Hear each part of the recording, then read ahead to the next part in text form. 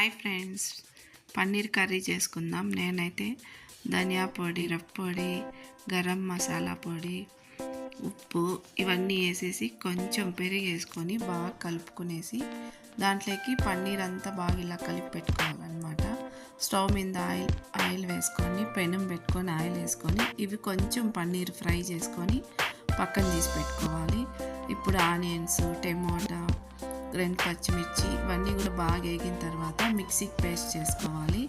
తర్వాత ఆయిల్ పెట్టుకొని చెక్క, లవంగాలు, బిర్యానీ ఆకు వేసుకొని ఈ మసాలా అంతా వేసేసిన తర్వాత ధనియా పొడి, మిరప్పొడి, పసుపు, జీలకర్ర పొడి, పెరుగు ఇవన్నీ బాగా మసాలా ఉడికిన తర్వాత కస్తూరి మేతి కూడా వేసేసి పన్నీర్ వేసేసి ఇలా కలుపుకొనేసి సూపర్ టేస్టీగా చపాతీలోకి, రోటీలోకి చాలా బాగుంటుంది ఫ్రెండ్స్. Okay, bye.